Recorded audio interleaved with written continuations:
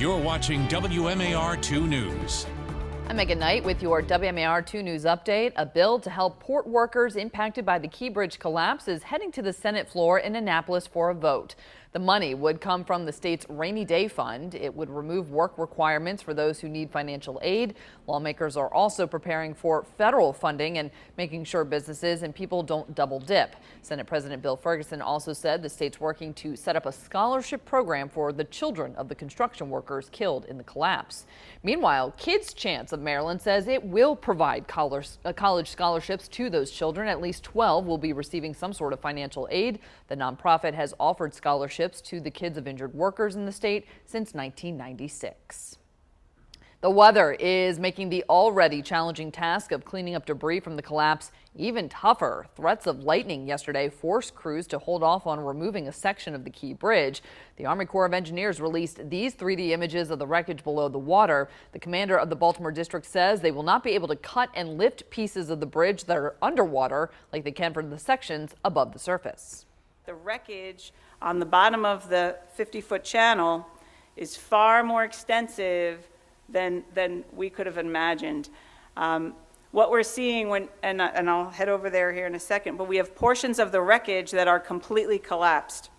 Now, there are 2 alternate channels to the port that are now open to smaller vessels, but they're not deep enough to accommodate the big container ships, putting added pressure on the Corps to get the main channel back open quickly. Now, you can find all the stories we've done about the Key Bridge collapse by scanning the QR code on your screen. We have updates on the cleanup, the economic impact of the collapse, and how you can help the victims' families, the port workers, and the first responders.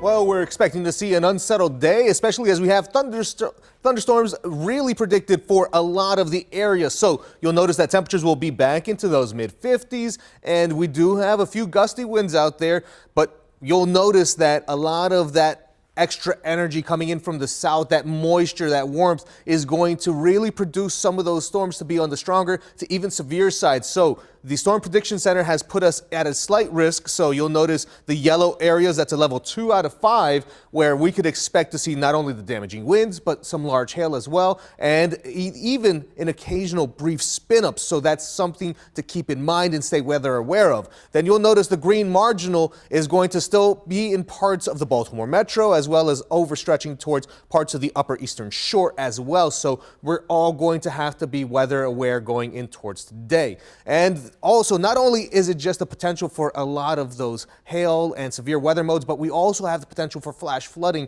that the Weather Prediction Center has also put us under that slight risk for it. So keep that in mind as well. If you encountered a flooded road, make sure to turn around, don't drown. And looking here at your 7-day forecast, we finally start to dry on out as we head in towards the end of the work week. The weekend looking a little bit more sun-filled, and then even looking warmer as we head in towards the new week. Megan. All right, Caesar, thank you. And stay with WMAR2news.com for updates to stories throughout the day and for your news and weather while you're on the go, especially on a weather day like today. You can download our app.